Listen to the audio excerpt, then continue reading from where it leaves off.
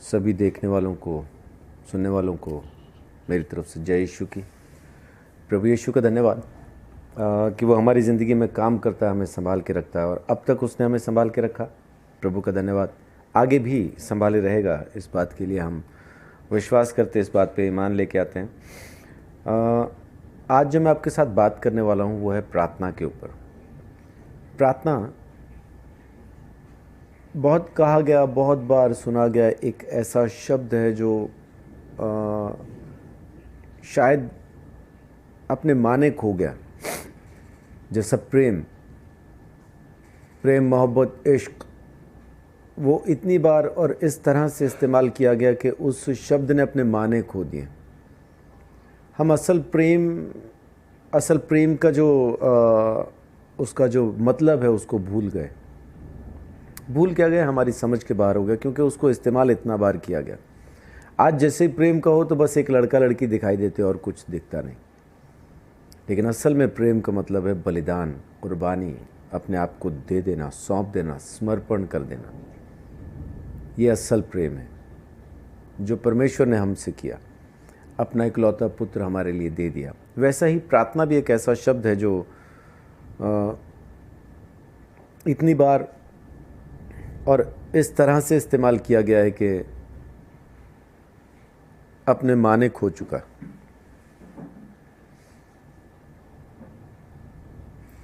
यहाँ तक कि भीख मांगने वाले भी इस शब्द का इस्तेमाल करते हैं कि कुछ दे दो, हम तुम्हारे बच्चों के लिए दुआ करेंगे, हम प्रार्थना करेंगे तुम्हारे बच्चों के लिए, तुम्हारे परिवार के लिए, ऐसा। और कोई दुआ तो कर नहीं रहा, लेकिन कहते हैं। ऐसे ही ये कहने में बहुत आता है, प्रार्थना करना, हाँ जी करेंगे, दुआ करना, हाँ जी करेंगे। और पास्टर इसी एक शब्द के पीछे पड़ा रहता है, प्रार्थना करो, प्रार्थना करो, प्रार्थना करो।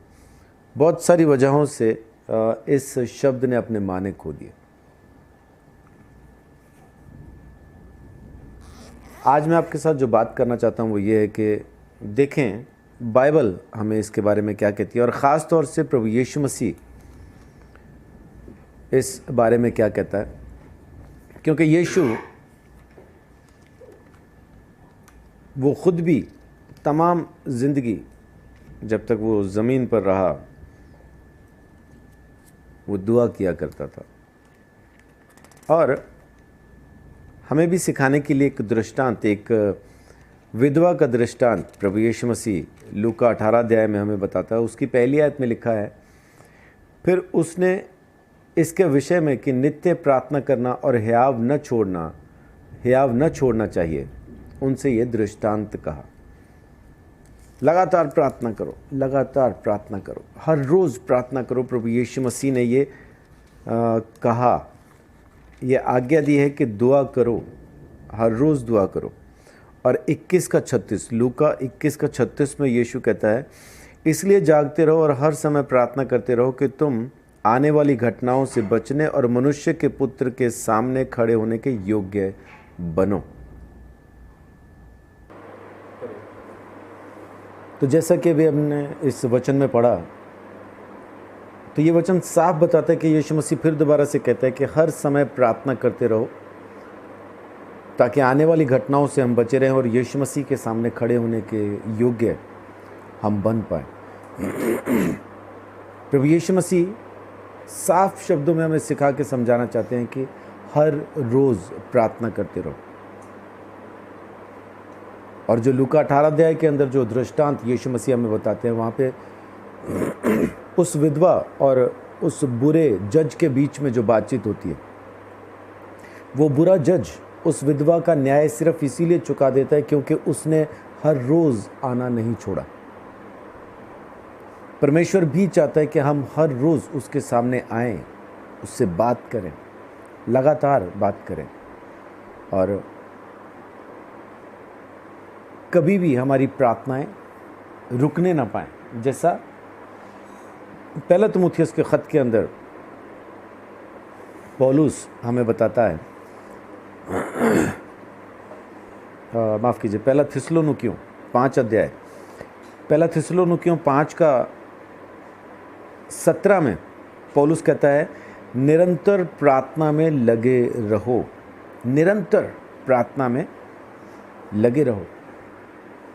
कितना भी, जितना भी हो सके, जो भी टाइम मिलता है, लगातार प्रार्थना में बने रहो, लगातार प्रार्थना में बने रहो। पौलुस हमको ये सिखा के बताता है और साथ में वो हमें ये भी सिखाता है, पहला तीमुथियुस 2 अध्याय उसकी 8 आयत में, कि लगातार प्रार्थना में तो लगे रहो। हर जगह जहाँ कहीं भी तुम हो वहाँ हाथ उठाओ, प्रभु को महिमा दो, उसकी प्रार्थना करो। लेकिन साथ में क्या कहता है? बिना क्रोध और विवाद के। प्रार्थना करने वाले के लिए बहुत ज़रूरी है कि वो गुस्सा करना छोड़ दे, बहस करना छोड़ दे। क्योंकि हम सोचते हैं कि मैं तो सिर्फ अपना पक्ष रख रहा हूँ, मैं तो सिर्फ अपनी बात कह रहा हूँ, मैं कोई झगड़ा तो नहीं कर रहा, मैं तो वो बात कह रहा हूँ जो असल में हुई है, मैं तो सिर्फ वही कह रहा हूँ। इसी को विवाद कहते हैं। यहाँ से बात शुरू होती है और धीरे धीरे धीरे वो झगड़े तक पहुँचती है और वो झगड़ा फिर गुस्से में बदल जाता है।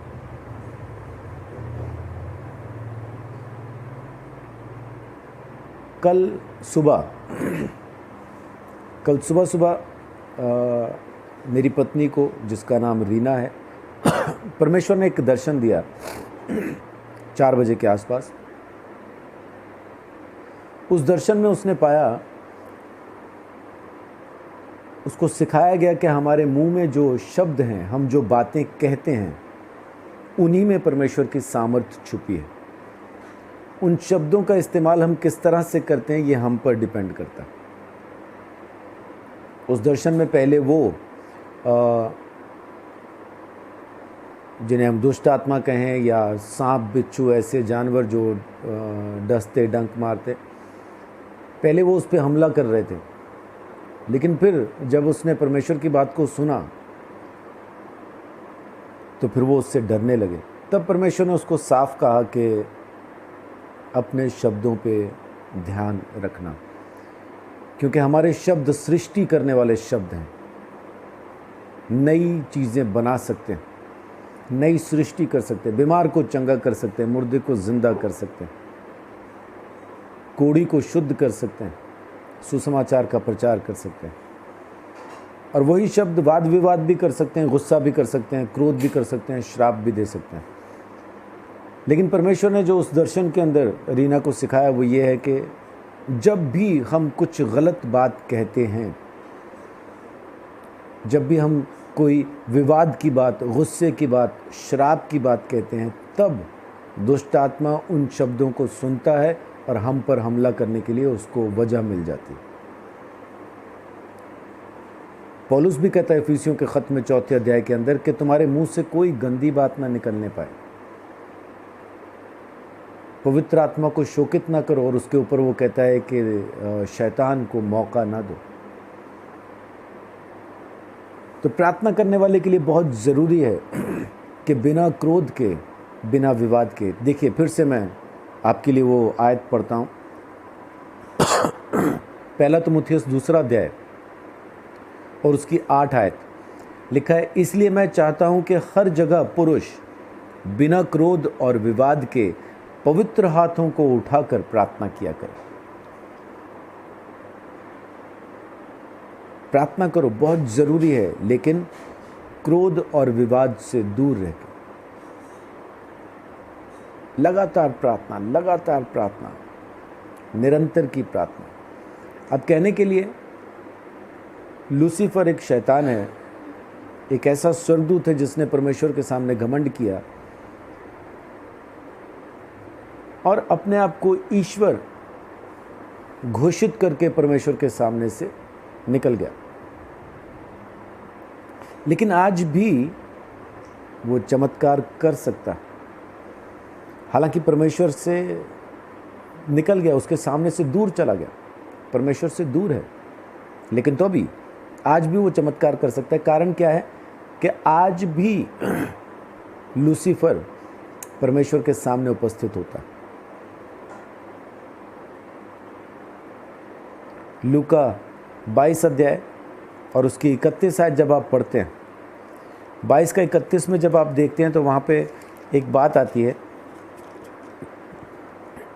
यीशु मसीह कहता है, शमौन हे शमौन, देख शैतान ने तुम लोगों को मांग लिया है कि गेहूं के समान फटके। शैतान आज भी परमेश्वर के सामने प्रार्थना करता है और उसकी प्रार्थना सुनी जाती है। उसने यीशु मसीह के चेलों को मांग लिया और प्रभु यीशु मसीह ने प्रेरितों को, उन चेलों को जो यीशु मसीह के साथ चला फिरा करते थे, शैतान के हाथ में सौंप दिया ताकि शैतान उनको परखे, उनको फटके। और वैसा ही हुआ, सारे चेले यीशु मसीह को छोड़ के भाग गए। तो अगर शैतान परमेश्वर के उपस्थिति में रह के वो सामर्थ हासिल कर सकता है जिससे वो आज भी चमत्कार कर सकता है, तो हम क्यों नहीं? अगर परमेश्वर शैतान की प्रार्थना को सुन के उसको यीशु मसीह के चेले दे देता है, तो हमारी प्रार्थना सुन के हमें जाति जाति के लोग क्यों ना दे देगा? हर एक बीमारी के ऊपर अधिकार क्यों ना दे देगा? मुर्दों को जिंदा करने का हक क्यों ना दे देगा? वो सब कुछ दे देगा, लेकिन बस हमें उसके साथ उठना बैठना है, निरंतर प्रार्थना में लगे रहना है, उसके साथ रहना है, उसके सामने रहना है, बस इतना ही करना है। बिना गुस्से के, बिना विवाद के, अपने शब्दों का ध्यान रखते हुए अपने शब्दों को समझकर बोलना शुरू करना है, ताकि परमेश्वर की महिमा हमारी ज़िंदगी से हो सके। वो प्रभु है, वो परमेश्वर है जो कहता है सच कहता है। बहुत सारे लोग प्रार्थना तो कर रहे होते हैं लेकिन चिंता में होते हैं, कैसे होगा, कैसे होगा, होगा कि नहीं होगा। यीशु मसीह ने मत्ती 6 अध्याय के अंदर हमें बहुत अच्छे से सिखा के बताया, चिंता नहीं करना। पतरस भी कहता, अपनी सारी चिंता उसी पर डाल दो क्योंकि उसको तुम्हारा ध्यान है। चिंता ना करो, परमेश्वर का वचन कहता है। तो जब आप प्रार्थना करें तो साथ में चिंता ना करें, विश्वास करें कि जो कुछ आपने मांगा है, यीशु मसीह कहता है मरकुस 11:24 में कि विश्वास करो कि जो कुछ तुमने प्रार्थना में मांगा है तुम्हें मिल गया तो तुम्हें मिल जाएगा। प्रार्थना करते हुए चिंता नहीं करना। फिलिपियों 4 अध्याय, फिलिपियों 4:6 देखिए, वहाँ क्या लिखा है, किसी भी बात की चिंता मत करो, परंतु हर एक बात में तुम्हारे निवेदन प्रार्थना और विनती के द्वारा धन्यवाद के साथ परमेश्वर के सम्मुख उपस्थित किए जाएं। किसी भी बात में चिंता ना करो, वचन हमें सिखाता। प्रार्थना करो, चिंता नहीं करो। चिंता तब होती है जब हमें ये पता हो कि पता नहीं होना है कि नहीं होना है। चिंता उस वक्त ख़त्म हो जाती है जब हमें ये पता होता है कि जिसके सामने मैं प्रार्थना कर रहा हूँ वो जिंदा है, सामर्थी है और जो चाहे सो कर सकता। जो कुछ मैं मांग रहा हूँ मेरा परमेश्वर वो कर सकता है। जैसे हम इस विश्वास में आके प्रार्थना करना शुरू करते हैं तो चिंता ख़त्म हो जाती है। प्रार्थना करें लेकिन साथ में चिंता ना करें। बहुत सारे लोग प्रार्थना भी करते हैं और चिंतित भी रहते हैं, है ना, क्योंकि उनको इंतज़ार होता है कि देखो जब रिज़ल्ट आ जाएगा तब हमारी चिंता ख़त्म हो जाएगी। अभी तक तो रिज़ल्ट सामने नहीं आया, बीमार आदमी बीमारी है या जो भी समस्या है वो अभी तो दिखाई ही दे रही है, तो अभी तो चिंता है। लेकिन मरकुस 11:24 में यीशु मसीह कहता है कि जो कुछ तुमने प्रार्थना में मांग लिया प्रतीति कर लो कि मिल गया तो हो जाएगा। प्रतीति कर लो कि मिल गया तो हो जाएगा, और यही सत्य भी है। यीशु मसीह की बात का विश्वास करना शुरू कीजिए। जब हमने उसको प्रभु स्वीकार किया है तो उसकी बातों का विश्वास भी करना शुरू कीजिए ताकि आपकी ज़िंदगी में वो काम कर सके, वो सच में आपकी ज़िंदगी के ऊपर अपना अधिकार ले सके। यीशु मसीह जिंदा खुदा है, जब वो है तो फिर काहे की चिंता। और मरी हुई हालत से बेदारी, रिवाइवल लेके आने के लिए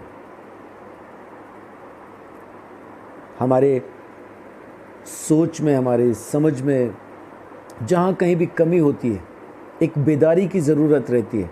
मैंने बहुत सी कन्वेंशंस अटेंड किए हैं, बहुत सी कन्वेंशंस में मुझे बोलने का मौका मिला जो कि रिवाइवल मीटिंग्स हुआ करती हैं।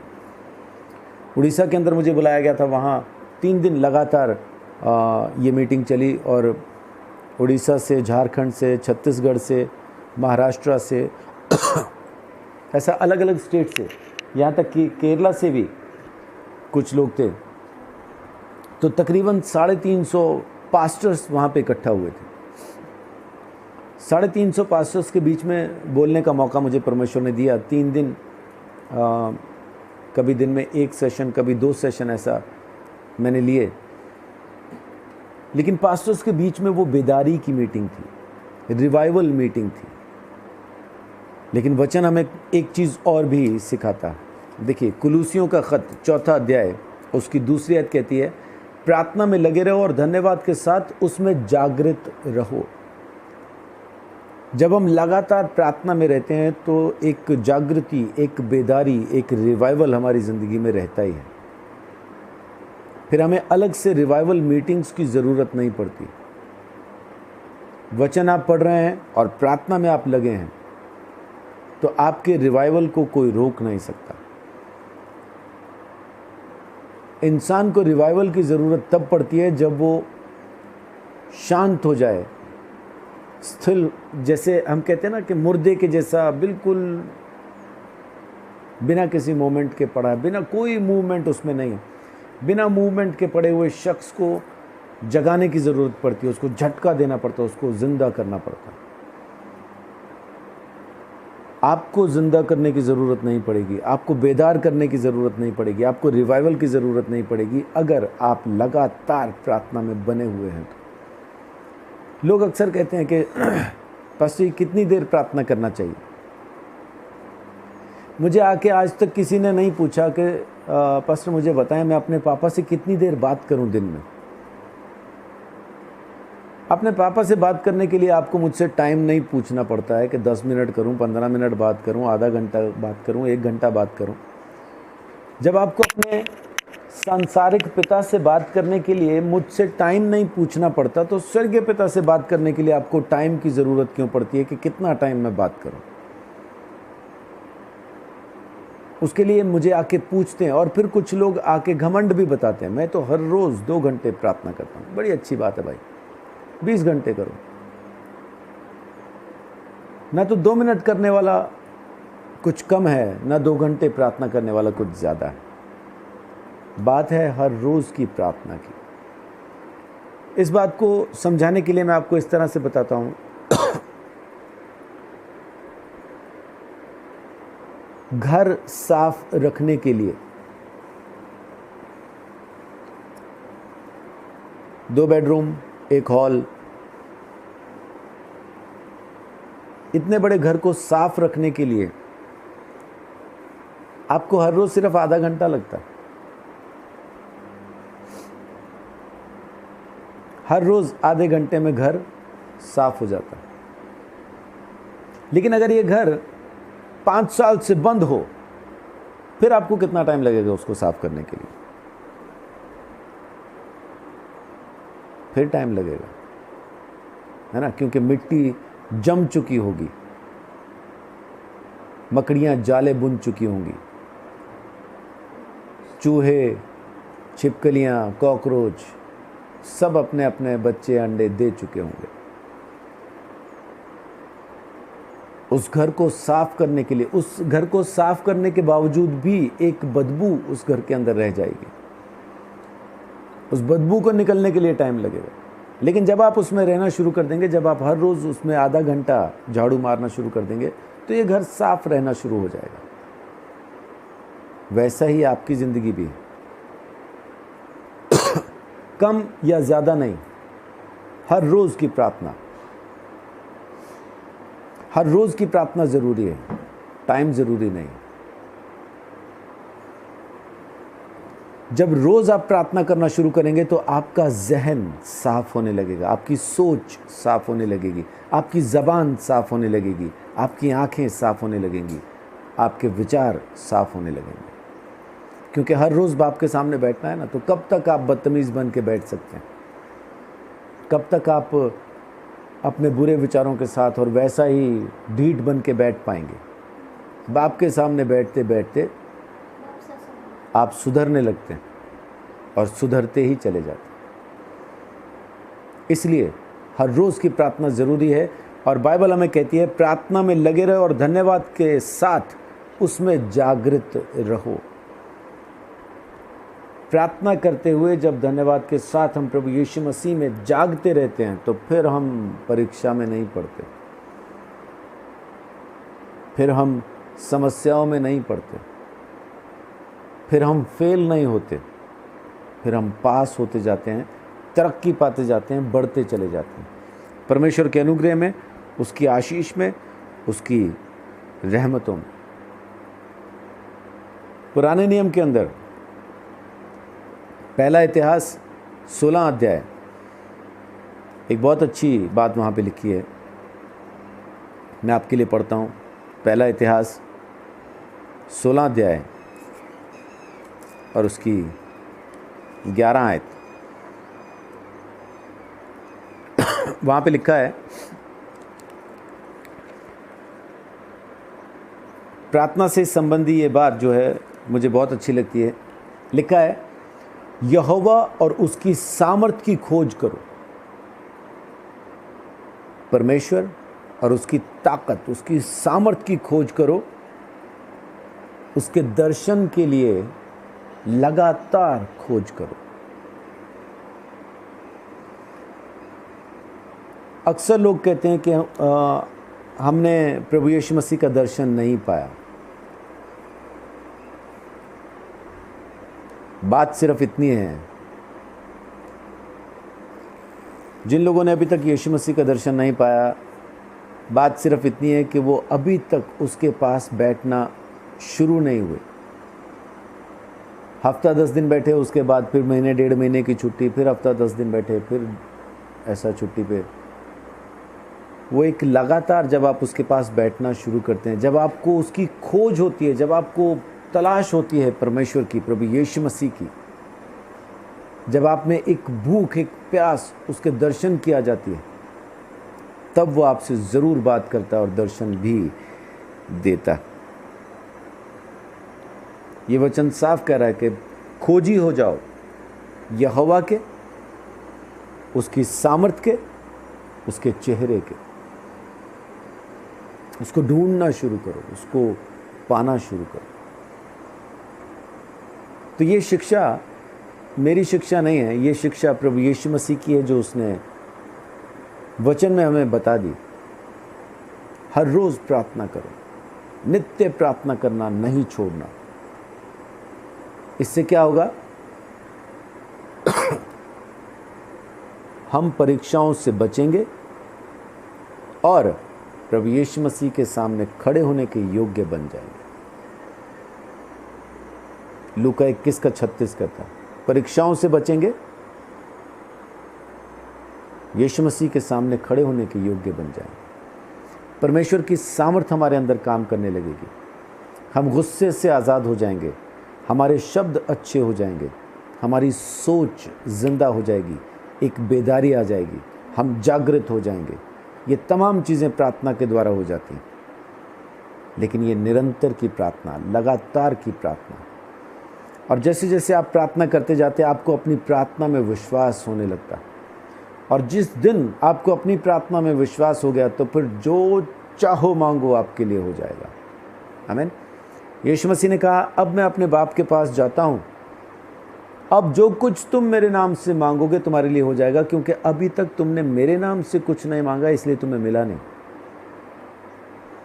लेकिन अब मिलेगा, क्योंकि मैं बाप के पास जा रहा हूँ। हमारे लिए विनती करने के लिए प्रभु यीशु मसीह वहाँ बैठा है। वो बाप से आज भी कहता है कि बाप, तूने ये लोग मुझे दिए हैं, इन्होंने मुझ पर विश्वास किया और तेरे सामने प्रार्थना करते हैं, इनकी प्रार्थना का उत्तर दे। हमारा वकील प्रभु यीशु मसीह खुद सिंहासन पर बैठा अपने बाप से बात करता। यूहन्ना 14 अध्याय के अंदर यीशु मसीह कहता है 12 आयत में कि तुम मुझसे भी बड़े बड़े काम करोगे। और आगे कारण बताता है क्यों करोगे। कहता है क्योंकि मैं बाप के पास जा रहा हूँ। इसलिए अब जो कुछ तुम मांगोगे वो हो जाएगा, मुझसे भी बड़े काम तुम कर पाओगे। लेकिन ज़रूरत है सिर्फ हर रोज़ उसके सामने बैठने की, प्रार्थना करने की। जैसे हर रोज़ आपके पास रोटी खाने का टाइम निकल आता, जैसे हर रोज़ आपके पास सोने का टाइम निकल आता, जैसे हर रोज़ आपके पास नहाने का, कपड़े बदलने का टाइम निकल आता है, वैसे ही आपके पास प्रार्थना करने का टाइम भी निकल आएगा। लेकिन होगा कब? जब आपको सांस लेने के जैसा ज़रूरी ये प्रार्थना लगने लगेगी। जैसे बिना सांस के आप ज़िंदा नहीं रह सकते, वैसा बिना प्रार्थना के आप ज़िंदा नहीं रह पाएंगे। तब आप प्रार्थना करना शुरू करेंगे। जब तक हमें प्रार्थना कुछ सेकेंडरी चीज़ लगती है ना, कि चलो कर ली तो ठीक है, नहीं की तो भी वो परमेश्वर को पता है मेरे मन में क्या है, मालूम है भाई तेरे मन में क्या है ना। परमेश्वर कहता है मैं तेरे मन को जानता हूँ, तेरे मन में बचपन ही से गंध भरा है। तो मन में तो ये है, बाइबल यही कहती है। उत्पत्ति 6 अध्याय के अंदर वहाँ लिखा है मनुष्य के मन में जो कुछ उत्पन्न होता है बुरा ही होता। फिर उत्पत्ति 8 अध्याय जब परमेश्वर सुखदायक सुगंध बलि पाके प्रसन्न होता है तो फिर से कहता है कि यद्यपि मैं जानता हूं कि बचपन ही से जो मनुष्य के मन में पैदा होता है बुरा ही होता है। यिर्मयाह नबी लिखता अपने किताब के अंदर के मन तो सबसे ज़्यादा धोखा देने वाली वस्तु है। यीशु मसीह ने कहा मन से निकलने वाली चीज़ों की वजह से तुम पापी हो, खाने पीने की चीज़ों से नहीं। तो मन तो हमारा ऐसा है, तो मन की तो जाने दें, प्रार्थना करना शुरू करें, प्रार्थना करना शुरू करें। परमेश्वर को पता है मैं कितना मन से उससे प्रेम करता हूँ, सब पता है, सब मालूम है। लेकिन जब तक आप उसकी बात को मानना शुरू नहीं करते, उसको समझ में नहीं आता कि आप उससे प्रेम करते हैं कि नहीं। क्योंकि यीशु ने कहा यदि तुम मुझसे प्रेम करते हो तो मेरी आज्ञाओं को भी मानोगे। तो उसकी बात को मानना शुरू कीजिए। जब उसने कहा प्रार्थना करो तो करो, उसके लिए कोई आए बाएं काएं कुछ नहीं चलता। प्रार्थना करो माने प्रार्थना करो, दूसरा और कोई कारण नहीं। प्रार्थना करने से होगा क्या वो मैंने आपको बताया। एक तो आप जागृत हो जाएंगे, शुद्ध और पवित्र हो जाएंगे और परमेश्वर की सामर्थ्य आप में काम करने लगेगी। परमेश्वर आपको इस्तेमाल करना शुरू कर देगा। सो दुआ कीजिए, क्योंकि यीशु मसीह यही सिखा के गया, हर रोज़ प्रार्थना करना नहीं छोड़ना। इस वचन से परमेश्वर आप सबको बहुत आशीष, बड़ी बरकत दे। जय श्री।